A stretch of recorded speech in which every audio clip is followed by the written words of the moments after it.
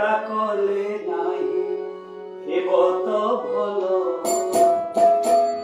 तटे के दांडे बाजिब दुर्नाम ढोलो कामना कल कहीं की कसड़े कसु छेबे सेतिकी खाऊ स्वर्ग बा नरक कुंडे पकाई दियो चांडे स्वर्ग बा नरक कुंडे पकाई दियो चांडे महाप्रभु रे महाप्रभु रे सारो बेगे व्यापार मन इच्छा रे सरी जाऊ वैकुंठ मन बांछा रे सरी जाऊ वैकुंठ मन बांछा रे मातृगर्भे थिलु कि नाम भजिलु एबे कि मने नाही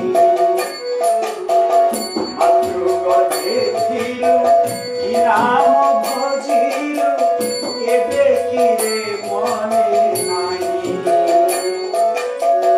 मायारे पड़िलु काया तु सारिलु मायारे पड़िलु काया तु सारिलु खोजिले पाइलु नाही मन मायारे भूलो ना तुई ए मन मायारे भूलो ना तुई तुहियो बा त्यागी उभय नाम ग्रहण केवल ये नाम विश्वास अरूपानंद से तुहियो बा त्यागी उभय नाम ग्रहण केवल ये नाम विश्वास अरूपानंद से ठाकुर अभिराम एठी कहउचंती तमे गृहस्था जीवन रे थाओ किंबा सन्यास जीवन रे थाओ नाम गोटे एभली मार्ग नाम को एते सुंदर भावरे गुरुत्व दिया जाइछि सेई नाम ब्रह्म को ही से कहउचंती अरूपानंद से ही स्वरूपानंद जेतेबेले ये संसार रे कौनसी मतवाद सृष्टि हेई नथिला आजिर धर्म जगत रे विभिन्न मतवाद सृष्टि हलानी सबु धर्म भितर भी दी दीटा मतवाद तीन टा मतवाद सृष्टि हेई किंतु नामटा किंतु सबु जुगरे थिला धरंतु आम सनातन धर्म रे किए कहूची ईश्वर एक किए कहूची दुई किए कौन कहूची द्वैतवाद अद्वैतवाद द्वैताद्वैतवाद विशिष्टाद्वैतवाद किंतु बलिया ये सब कथा को किसी बुझी पारे नहीं ना मुटा को बुझिया को चेष्टा भी करे नहीं मु गोटे कथा बुझे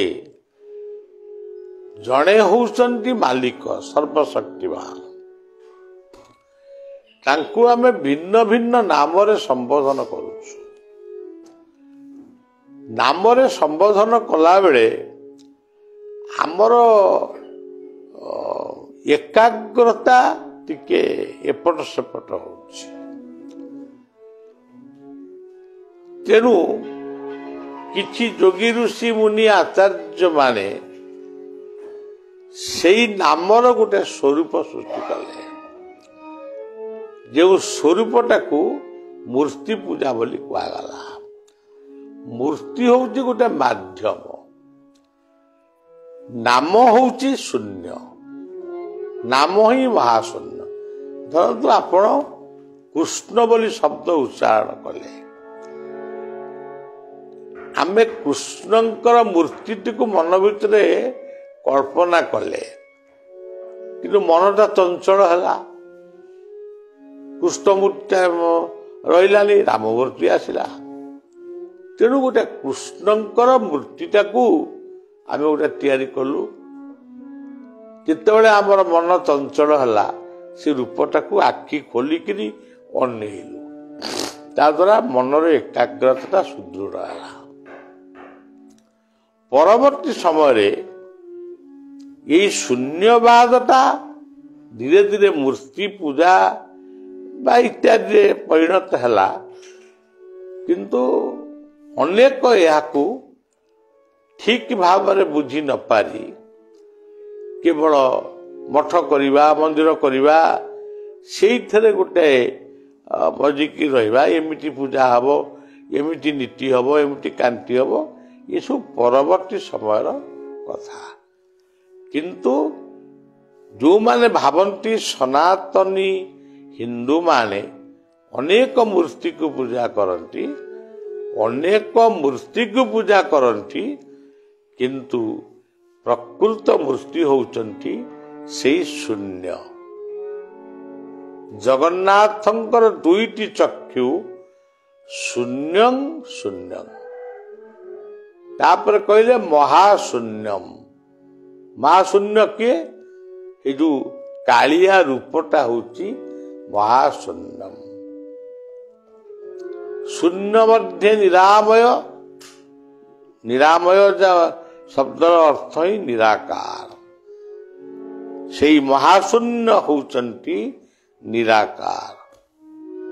ସେଇ ନିରାକାରଙ୍କ ଭିତରେ ଇଏ ସୃଷ୍ଟି ଯୋଉ ଉତ୍ପନ୍ନ ହେଲା, ସିଏ ହଉଛନ୍ତି ସୂର୍ଯ୍ୟ, ଚନ୍ଦ୍ର, ଗ୍ରହ, ତାରା, ନକ୍ଷତ୍ର, ପୃଥିବୀ ଇତ୍ୟାଦି। ତେଣୁ ସବୁ ଜିନିଷ ହଉଛି ଶୂନ୍ୟବାଦର ଅନ୍ତର୍ଭୁକ୍ତ। ଆମେ ସମସ୍ତେ ଶୂନ୍ୟବାଦୀ। ତେଣୁ ମୂର୍ତ୍ତି ପୂଜାକୁ ମଧ୍ୟ ଗୋଟିଏ ଯନ୍ତ୍ର ପୂଜା ବୋଲି କହିଲେ ଅସୁବିଧା କିଛି ନାହିଁ।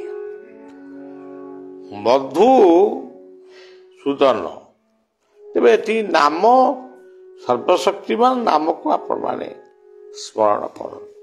ଯିଏ ଯୋଉ ନାମ ସ୍ମରଣ କରୁଛ କର, ନାମକୁ ସୁଦୃଢ଼ ଭାବରେ ସ୍ମରଣ କର। ମଧୁ କହିଲେ ମାତୃ ଗର୍ଭେ ଥିଲୁ କି ନାମ ଭଜିଲୁ, ଏବେ କିରେ ମନେ ନାହିଁ।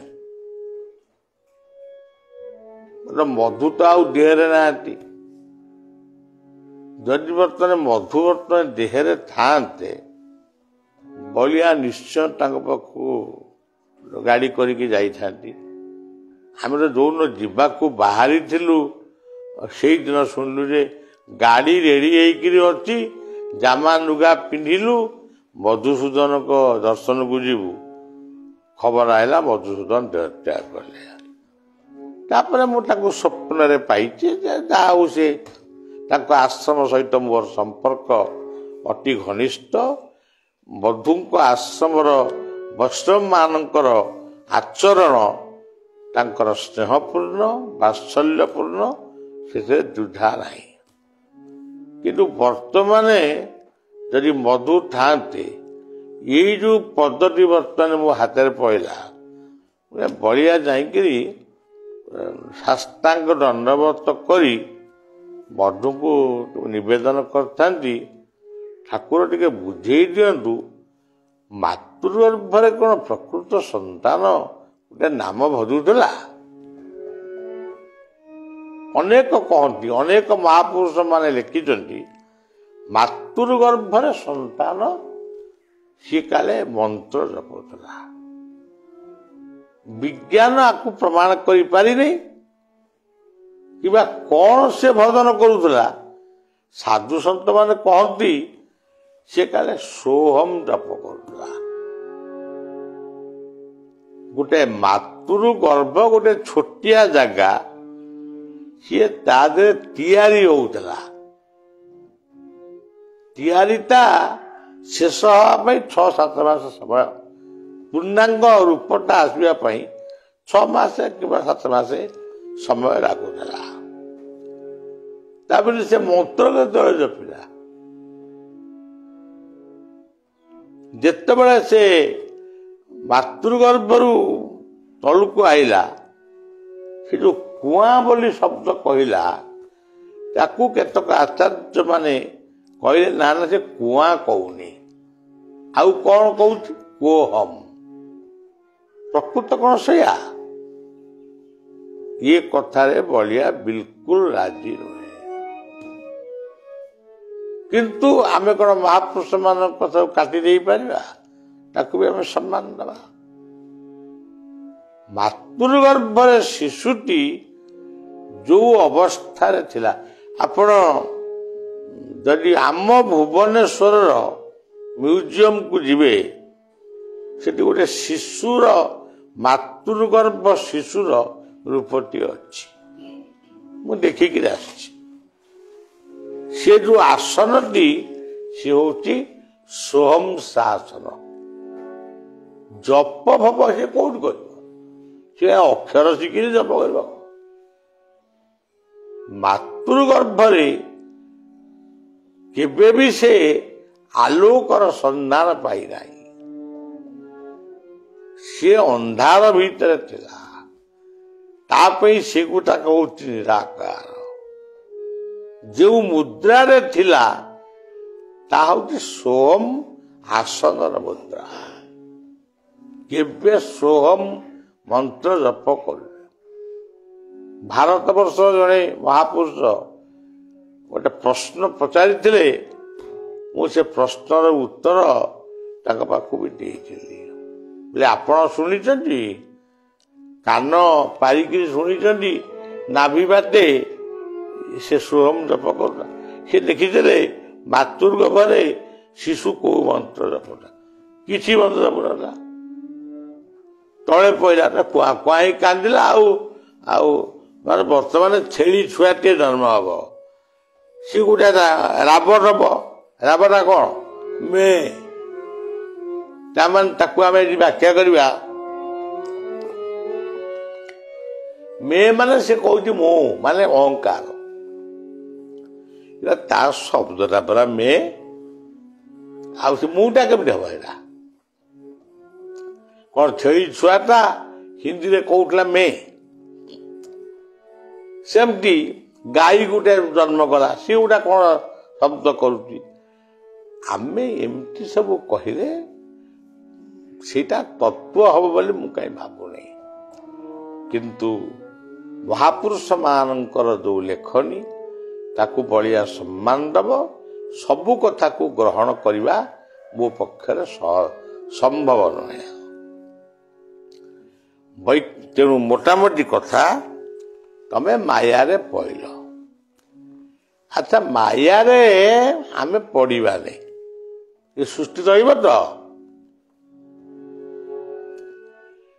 आमे जन्म हेलु जदि माया रे पड़िबा नहीं जन्म पूरा बंद कर दियो फैमिली प्लानिंग ऑपरेशन पूरा मूल कर दे गला काम सला आमे के आउ जन्म हेले सिना माया लागिबो मार माया लागिबो भोजनर माया लागिबो बापार माया लागिबो प्रकृतिर माया लागिबो पाठ पढ़िबा पई माया लागिबो खेलिबा पई माया लागिबो तापर विवाह हेले स्त्री माया लागिबो पुओ झियो माया लागिबो कर्म करिबो जो कर्म करिबो से माया भी लागिबो आउरी माया न लागिबो से जन्म हम कहीं सृष्टिर सृष्टिटा कौन आम तैयारी कर तेणु महापुरुष माने एक भावराज्य को जाई जेहेतु से माने माया मुक्त अवस्था माया मुक्त कई नुहति माया समस्त अच्छा कि सी जो ସାଧନ ଭଜନ କରୁଛନ୍ତି ମାୟା ମୁକ୍ତ ହେବା ପାଇଁ। ତେଣୁ ସେ ମାୟା ମୁକ୍ତ ଅବସ୍ଥାକୁ ଯାଇ ଏସବୁ ଭଜନ ଲେଖିଛନ୍ତି। କିନ୍ତୁ ମାୟା ମୁକ୍ତ କେହି ହେଇପାରିବେ ନାହିଁ। ଆଉ ମାୟାରେ ପଡ଼ିଲୁ କାୟାକୁ ସାରିଲୁ। ଆଉ କ'ଣ କରିବା? ମାୟାରେ ପଡ଼ିବାନି। ଆଉ ଯେଉଁମାନେ ନ ପଡ଼ୁଛନ୍ତି ନାହିଁ, ଯେ ହିମାଳୟରେ ଅଛନ୍ତି ସେ ମାୟାରେ ନାହାନ୍ତି, ସେ ଗୁମ୍ଫାରେ କାହିଁକି ଅଛନ୍ତି, ଭଜନ କାହିଁକି କରୁଛନ୍ତି?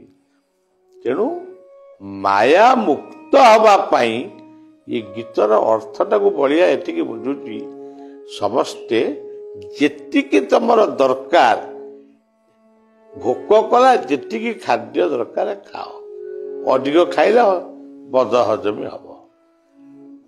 ସେମିତି ଆଉ କଥା। ଏଠି ବୈକୁଣ୍ଠ କ'ଣ କହିଲେ?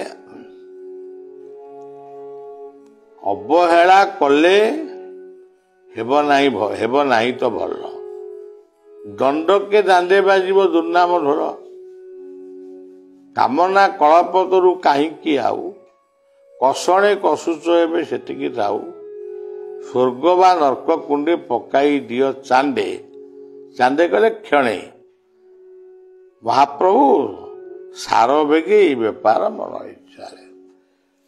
ତେବେ ସଜ୍ଜନ, ଇଏ ସଙ୍ଗୀତଟି ହେଉଛି ଗୋଟେ ସେଇ ସମର୍ପିତ ଭାବନାର ସଙ୍ଗୀତ।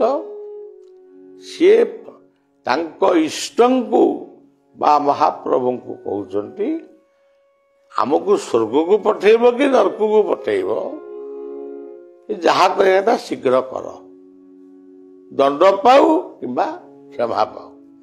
ଭାଗବତର ସେ ପଦଟି, ସ୍ୱର୍ଗ ନରକ ବେନି ବାଣୀ, ଏହା ମୁଁ ଏକ ଧର୍ମେ ଜାଣି,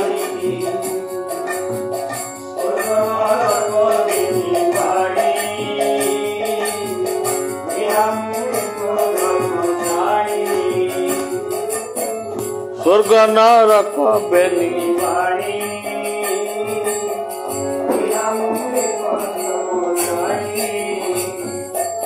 ସେଇ କଥା ବୈକୁଣ୍ଠ କହିଲେ, ହେ ପ୍ରଭୁ, ସେ କହୁନାହାନ୍ତି ମତେ ସ୍ୱର୍ଗକୁ ନିଅ, ସେଟା ଗୀତ କହୁଛି, ସେ ସ୍ୱର୍ଗ କଥା କହିନାହାନ୍ତି। ଭାଗବତର ଆଉ ଗୋଟେ ପଦ, ସ୍ୱର୍ଗ ବାସନା ଯାର ନାହିଁ, ନରକେ ପଡ଼ିବ ବା କାହିଁ, ସ୍ୱର୍ଗ ବାସନା ଯାର ନାହିଁ, ନରକେ ପଡ଼ିବ ବା କାହିଁ। ତେଣୁ ସଜ୍ଜନ, ଯାହାର ସ୍ୱର୍ଗକୁ ଯିବେନି କି ନରକକୁ ଯିବେନି, ତମେ ଯୁଆଡ଼େ ମତେ ନବା କଥା ନିଅ, ମତେ ମୋର କଥା, ମୋ କାମ ସାରିଛ, ମତେ ଦଣ୍ଡ ନିଅ କି କ୍ଷମା ନିଅ। ପ୍ରକୃତରେ ଏଇଟା ହଉଛି କଥା। ଆଉ ତା ତଳକୁ ସବୁ ଯେତେ କଥା କୁହାଗଲା ସେଗୁଡ଼ା କଥା ନୁହଁ। ଇଏ ଅଭିରାମ ହୁଅନ୍ତୁ, ମଧୁସୂଦନ ହୁଅନ୍ତୁ, ବୈକୁଣ୍ଠ, ଏମାନେ ଯୋଉ କଥା ଦେଇଛନ୍ତି, ଇଏ କଥା ଗୁଡ଼ିକ ହଉଛି ବାର୍ତ୍ତା। ଏଇଭଳି କଥା ଇଏ ପୃଥିବୀର ସବୁ ମହାପୁରୁଷ ମାନେ, କିଏ ଇଂରାଜୀରେ ଲେଖିଛି, କିଏ ଓଡ଼ିଆରେ ଲେଖିଛି, କିଏ ବଙ୍ଗଳାରେ ଲେଖିଛି, କିଏ ବିଭିନ୍ନ ତେଲୁଗୁରେ ଲେଖିଛି, ତାମିଲରେ ଲେଖିଛି, ସମସ୍ତେ ଏମିତି କିଛି ଲେଖିଛନ୍ତି। କିନ୍ତୁ ଓଡ଼ିଶାର ମହାପୁରୁଷ ମାନେ ତତ୍ତ୍ୱଭିତ୍ତିକ କଥାଟା ବେଶୀ ଲେଖିଛନ୍ତି, ଅଚ୍ୟୁତ ଲେଖିଛନ୍ତି। ଆମ ଠାକୁର ଅନୁକୂଳ ଚନ୍ଦ୍ର ଏଇ ଯୋଉ କଥାଟି କହିଲେ, ଜୟ ରାଧେ ରାଧେ କୃଷ୍ଣ କୃଷ୍ଣ ଗୋବିନ୍ଦ ଗୋବିନ୍ଦ, ଏଇଟା ତ କହିଲେ ଯେ ଗୋଟିଏ ଜାଗାରେ କହିଲେ, ସେଇ କୀର୍ତ୍ତନରେ, ନାମ ପରମ ବ୍ରହ୍ମ ଜୀବେର ମୂଳଧନ, ତତ୍ଵଟା ଆସିଗଲା। ଠାକୁର ନିଗମାନନ୍ଦ କହିଲେ, ଅହମ ବ୍ରହ୍ମାସ୍ମି ଅୟମ ପରମାତ୍ମାର ଇତ୍ୟାଦି ଚାରିଟା କଥାକୁ ସ୍ୱୀକାର କଲେ। ଶଙ୍କରର ମତ, ଗୌରାଙ୍ଗର ମତ। ତେଣୁ ଭିନ୍ନ ଭିନ୍ନ ମହାପୁରୁଷଙ୍କର ଲେଖା ସ୍ୱତନ୍ତ୍ର। ଆମର ଯୋଗୀ ଅରବିନ୍ଦ ସାବିତ୍ରୀ କାବ୍ୟ ଲେଖିଲେ। ଅନେକ କହନ୍ତି, ପାଠୁଆ ବାବୁମାନେ କହନ୍ତି, ହଁ ଅରବିନ୍ଦ ସାବିତ୍ରୀ କାବ୍ୟ ଲେଖିଛନ୍ତି, ଭଲ ହେଲା, କଣ ଅସୁବିଧା ହେଲା? ଏମିତି ହାର୍ଡ ଇଂରାଜୀ ତାକୁ ବୁଝିବା ବଡ କଷ୍ଟ। ଜଣଟା ବୁଝିପାରିବନି ସବୁ ଲେଖିଲେ କାହିଁକି? ଆଚ୍ଛା, ଆପଣ କଣ ବୁଝିଛନ୍ତି ମତେ କୁହନ୍ତୁ। ବଳିଆକୁ ସେ ମାନନ୍ତି, ସେ ବହୁତ ହାର୍ଡ ଇଂରାଜୀରେ କଣ ଗୁଡା କହିଲେ ମୋର ମନେ ନାହିଁ। ମୁଁ ପୁରା ସିମ୍ପଲ ଇଂରାଜୀରେ 4 ଧାରି କି 5 ଧାରି କହିଲି, ସେ ସେଇଥିରେ ଏକାଥରେ ବୁଝିଗଲେ। ସେ କହିଲେ ଯେ ମୁଁ ଆଶା କରିନଥିଲି ବାବା ବଳିଆ ଏମିତି କହିବେ ବୋଲି ଆପଣ ମାନେ ସିଏ ତାଙ୍କର ଭଲ ଇଂରାଜୀରେ ଲେଖିଲେ, ତାଙ୍କର ସେଇଟା ହଉଛି ଲେଖକୀୟ ଚିନ୍ତା। ଆପଣ ମାନେ ଯେମିତି ଆଶ୍ଚର୍ଯ୍ୟ ହେଇକିରି କହୁଛନ୍ତି, ଯେମିତି ଗୀତାରେ କୁହାଯାଇଛି ଆତ୍ମାକୁ କି ଆଶ୍ଚର୍ଯ୍ୟ ଭଳିଆ ବର୍ଣ୍ଣନା କରିଛି, ଏମିତି କହିକିରି ମାନେ ଲୋକଙ୍କୁ ତୁମେ ଡରେଇ ଦଉଛ। ଏଇ ଦେହରେ ସାବିତ୍ରୀ, ଏଇ ଦେହରେ ସତ୍ୟବାନ।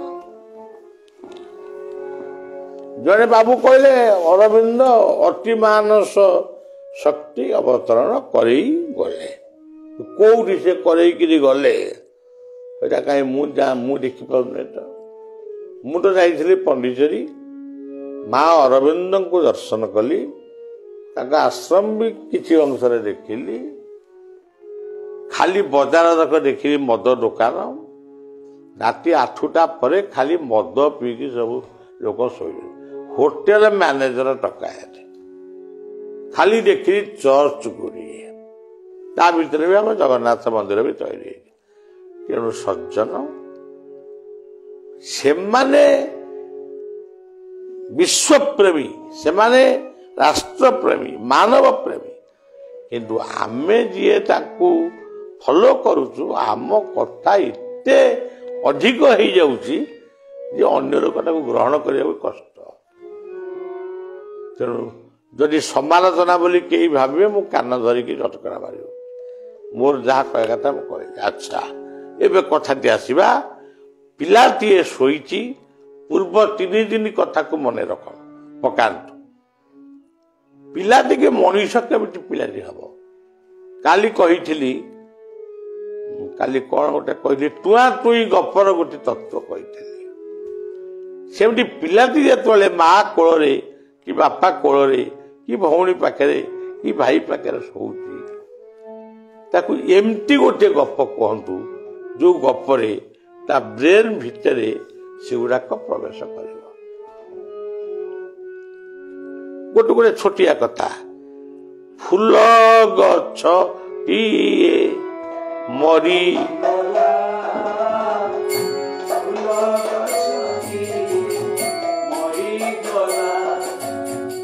ଜୀବନ ହଉଛି ଗୋଟିଏ ଫୁଲର ଗଛ,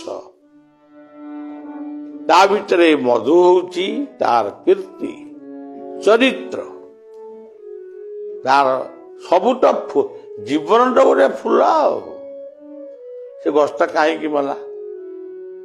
ପିଲା ଯଦି ପଚାରିବ, ମା ସେ ଗଛଟା କାହିଁକି ମରିଗଲା? କାଳି ଗାଈ ତାକୁ ଖାଇ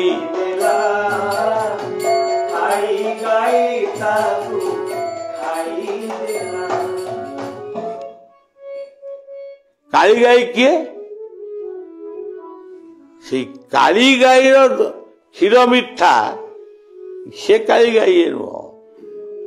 ଏଇ ଯୋଉ ମଦ୍ୟ ଖାଇଲା, ମିଛ କହିଲା, ଚଗଲା ହେଲା, ଗଞ୍ଜେଇ ଖାଇଲା, କାହାରି କଥାକୁ ମାନିଲା ନାହିଁ, ଗଣ୍ଡଗୋଳ କରିକିରି ମାର ପିଟି କଲା, ସମସ୍ତେ ପିଲାଟାକୁ ବେକାର ପିଲାଟା, ସେଇ କାଳି ଗାଈଟା ତା ଜୀବନକୁ ନଷ୍ଟ କଲା। ଯଦି ପାରିବେ ତାପର କଥା ଶେଷ ପର୍ଯ୍ୟନ୍ତ କୁହାଯାଇ ପାରିବ। ଏତିକି କହି ଶୋଇଲା ବେଳେ ଯଦି ପିଲା ଦେଖି ଏମିତି ଗପ କୁହାଯାଏ ତାହେଲେ ପିଲାର ମନ ଭିତରେ ସେ କଥାଟା ଧୀରେ ଧୀରେ ପ୍ରବେଶ କରିବ। ଆଜି ସମୟ ବହୁତ ହେଇଗଲାଣି, କଥାଟି ଏଠି ରଖିବା। ଫୁଲ ଗଛ ମରିଗଲା, ଫୁଲ ଗଛଟିଏ ମରିଗଲା, ଗାଈ ଗାଈ ତାକୁ ଖାଇଦେଲା, ଗାଈ ଗାଈ ତାକୁ ଖାଇଦେଲା।